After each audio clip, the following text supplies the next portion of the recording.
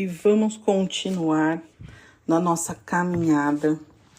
E eu digo nossa porque a partir do momento que eu decido compartilhar com você que me ouve coisas tão particulares da minha vida, da minha trajetória, e eu defini e decidi que faria esse compartilhamento em função do tanto que as pessoas já compartilharam a história e as ideias delas comigo, e o quanto isso me serviu de referência e de repertório. Então eu penso que compartilhar seja um ato de gratidão e honra. Honra a essas pessoas que compartilharam comigo, sim, as ideias, as histórias de vida de cada uma delas. E eu tive muitas pessoas, e ainda tenho pessoas que são verdadeiros anjos na minha vida e que, de maneira muito generosa, compartilham as ideias, os ideais, os princípios, as concepções e principalmente, as experiências de vida. E isso eu digo para você sem medo de errar, que é o que mais me conta. Porque capacidade cognitiva de ler e estudar e interpretar coisas e até mesmo explicar essas coisas que eu tenho facilidade para aprender, isso nunca me faltou. Eu sempre tive essa capacidade. Mas a minha fragilidade consistia em transpor aquilo que eu estudava, lia e ouvia para a vida real. E esta fragilidade ainda existe. Eu ainda sou muito resistente para algumas coisas, né? E, enfim, mas isso é pauta para muitos outros podcasts. Hoje eu quero dar continuidade ao que a gente começou a falar no último episódio, que é sobre a autonomia. Nossa maior defesa é o título do capítulo do livro Escutando os Sentimentos, da Hermance Dufaux. E eu vou abrir aspas aqui e vou ler um trecho para você ir acompanhando comigo e pensarmos juntos, né? Tem algumas coisas que eu grifei aqui, que anotei, isso lá em 2008, e eu já até comentei que eu acho muito legal olhar para esse livro cheio de anotações e de grifos, porque a Vanessa que fez isso em 2008 não é a mesma Vanessa que está fazendo isso agora em 2023. Não é a mesma pessoa. Não é. Ainda bem que não. Ainda bem que não. Abre aspas. A grande batalha pela autonomia não está em se libertar de pressões externas, e sim das velhas programações mentais e gatilhos emocionais que nos escravizam aos processos de desamor e crueldade conosco. Fecha aspas. Presta atenção nisso. A grande batalha pela autonomia não está em se libertar de pressões externas.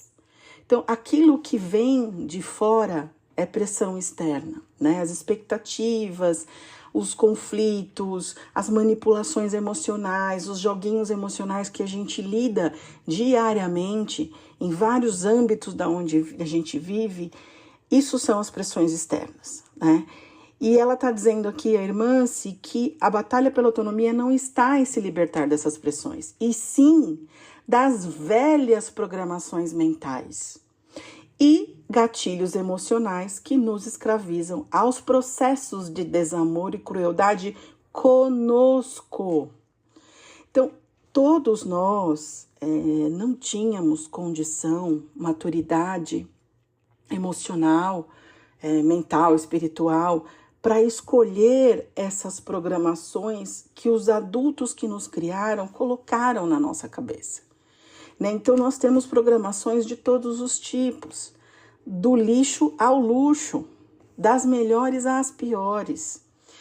E essas programações mentais, elas rodam o tempo inteiro no nosso hardware e ela roda de um jeito que a gente não percebe. A gente só percebe quando a gente se aprofunda em torno de conhecer-se, de olhar para si. E os gatilhos emocionais que nos escravizam. Essas programações mentais, elas nos trazem muitos gatilhos emocionais. E esses gatilhos, eles nos escravizam em processos de falta de amor e de crueldade com a gente. Quer ver você entender melhor? Eu vou confessar para você alguns gatilhos mentais meus, alguns gatilhos emocionais. Eu convivi com uma família de tios e avô, por parte de mãe, alcoólicos e fumantes, né? Fumantes e enfim. E essas pessoas, quando bebiam, elas ficavam extremamente... Algumas delas, quando bebiam, elas ficavam extremamente enfurecidas, agressivas. E aquela situação de agressão, nunca fizeram nada contra mim. Nunca apanhei de um tio ou de um avô, ou enfim, nunca nada do tipo. Mas eu via as discussões entre os adultos e os teores das discussões. E isso desde muito pequenininha. Não que eu tenha crescido muito, porque eu tenho 1,59 m de altura. Mas desde muito criança. E isso me despertava alguns medos que eu arrastei e arrasto até hoje em menor intensidade, porque eu já cavoquei esse buraco bastante. Eu já tirei muita terra desse buraco. E sim, esses gatilhos de medo, de gatilhos que me punham na posição de defesa, mas sabe aquela história de a melhor defesa é o ataque? Então, por muitas vezes eu me via atacando para que eu me colocasse numa posição de que ninguém me invadisse ali, porque eu tinha muito medo daquilo. Eu não entendia aquilo. E às vezes eu via o teor das brigas, né? Que eram, eu entendia menos ainda. Às vezes era por causa de roupa que deixou em tal lugar que não era para deixar. Às vezes era por causa de comida, que comeu a parte do frango que não era para comer. Às vezes, sabe, era de que trocou o programa de televisão, de que deixou não sei o que lá ligado, que deixou a luz acesa. Então, aquilo para mim foi se transformando em um movimento do tipo conviver, e o confronto de ideias e de opiniões é perigoso, é desastroso, acho que é a melhor palavra. E então eu desenvolvi alguns gatilhos que toda vez que eu me via nessa situação, que eu enxergava que alguém iria passar do limite, o que eu fazia? Eu reagia de forma agressiva. E eu nunca fui de bater, de socar ninguém, nunca saí na mão com ninguém, mas era o confronto com grosseria e por muitas vezes de um jeito truculento. Então, toda vez que eu me sentia invadida, eu adotava essa postura de truculência. E isso eu demorei muito para perceber. Eu, por muitas vezes, olhava para mim e não entendia por que eu adotava aquela postura truculenta. E principalmente em momentos que eu achava, às vezes nem tinha acontecido, mas eu achava, supunha, imaginava que talvez aquilo pudesse culminar na invasão do meu limite. Então, para eu evitar isso, eu já parava ali, e o meu jeito de parar era com grosseria, com truculência, respostas grosseiras, e eu sou bem grosseira quando me disponho a ser. Isso não falo isso com orgulho não, mas é uma sombra minha. Eu sou muito grosseira quando eu quero ser. Grosseira pra cacete. E é uma grosseria que eu pego pontos da pessoa que beira a crueldade. Então, eu preciso ficar muito atenta nisso, né? Porque não é o outro, sou eu. O meu gatilho emocional, que vem desde a época da infância, ele se arma quando eu me percebo em uma situação semelhante àquelas que eu vivia na minha infância e que eu tinha medo. Então, a melhor defesa é o ataque, porque até então eu não tinha condições de maturidade de vida mesmo para poder me colocar de outro jeito. Então, isso para mim sempre foi um desafio muito grande. E aí eu vou continuar o texto aqui da irmã, tá? Abre aspas.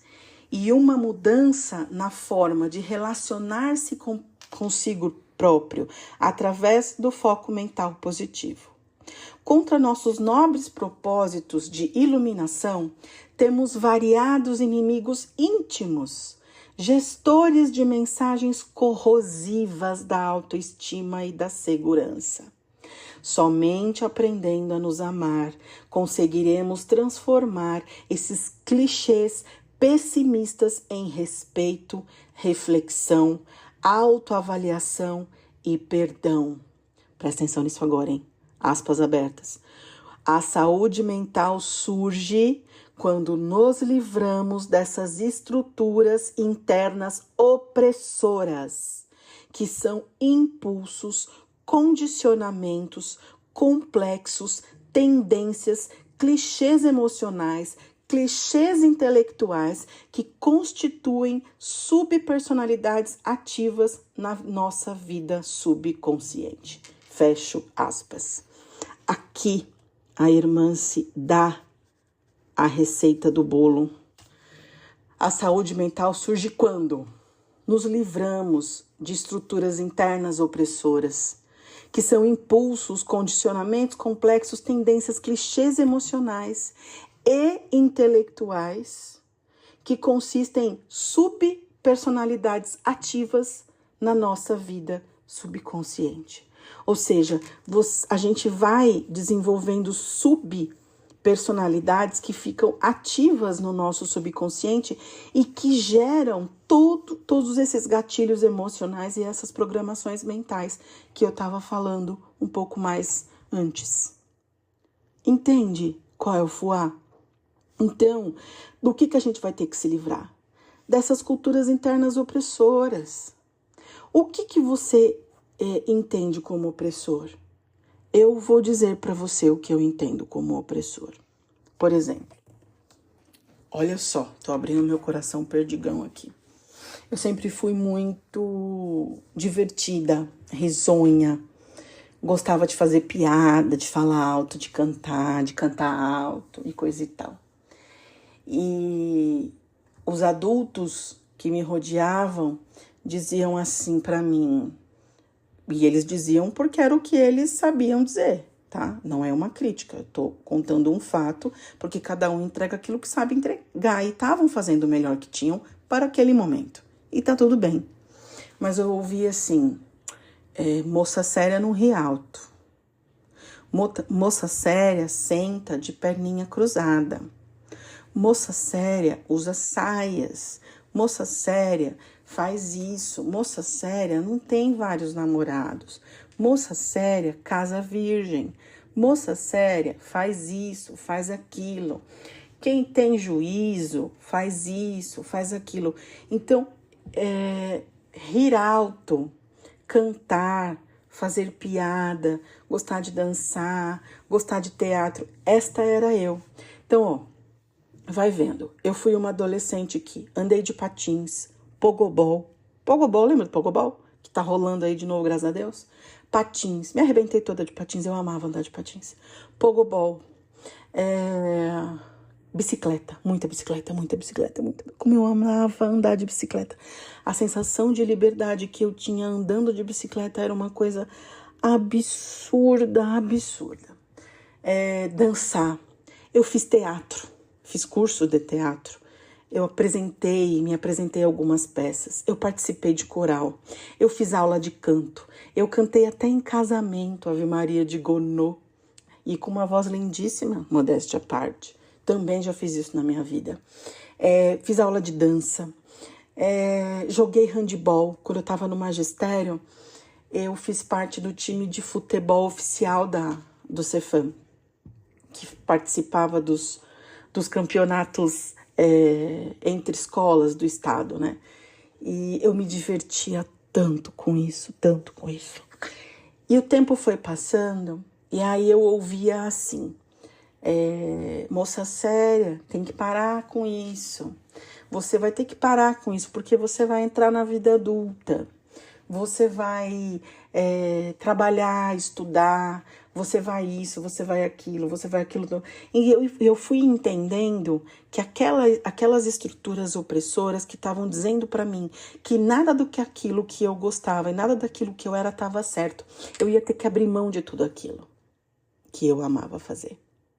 Entende? Essas programações mentais que a gente recebe, elas deixam a gente nesse estado de uma estrutura interna completamente opressora, cheia de condicionamentos, cheia de complexos, de tendências, totalmente tendenciosa, cheia de clichês emocionais e clichês intelectuais, que vão criando dentro da gente pessoas, subpersonalidades, que não é a gente mesmo. Entende o que eu tô falando? E isso foi o que me adoeceu, porque eu não tinha condição emocional e de maturidade mesmo para poder dizer, opa, parou. Isso que você está dizendo é bom para você, isso é seu, fica para você. Eu funciono de outro jeito. E eu sou feliz sendo do jeito que eu sou. Ativa, falante. Eu lembro que eu ouvi assim, essa daí adora um palco. Mas era de uma maneira pejorativa, né? Não era de uma maneira, tipo, que tá me dizendo, olha, pode ir para um palco e fazer uma palestra, e dar uma aula, e fazer um teatro, cantar uma música, porque você tem condição de fazer isso. Não era esse o objetivo. O objetivo era para me diminuir. Eu ouvi isso muitas vezes, de muitas pessoas, de adultos diferentes que conviviam comigo na minha infância, na minha adolescência e na minha juventude. Isso é castrador demais. Isto é castrador demais. E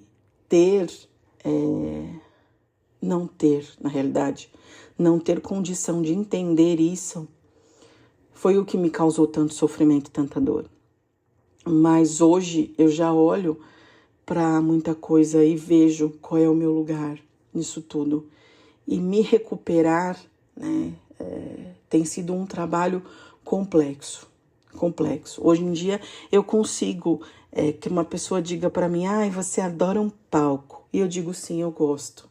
Eu gosto quando eu vou para frente das pessoas, eu gosto quando eu consigo provocar um sorriso nas pessoas, eu gosto quando eu consigo provocar uma reflexão, um ponto de vista construído de forma diferente. Eu gosto, eu sinto prazer nisso. Para mim é uma das minhas alegrias.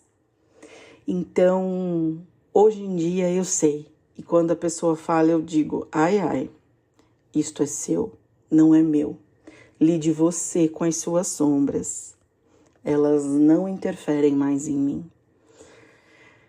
E isso não é fácil fazer, porque esse desligamento emocional das pessoas que nós consideramos na nossa vida não é um desligamento emocional fácil de ser feito. Mas eu tenho duas opções. Ou eu me desligo emocionalmente desse clima, né, desses gatilhos emocionais e dessas velhas programações mentais, ou eu me desligo disso, ou eu continuo ligada nisso e morro. infeliz. Morrer eu vou, mas não quero morrer infeliz. Morrer você vai também, mas eu desejo que você não morra infeliz. E é isso.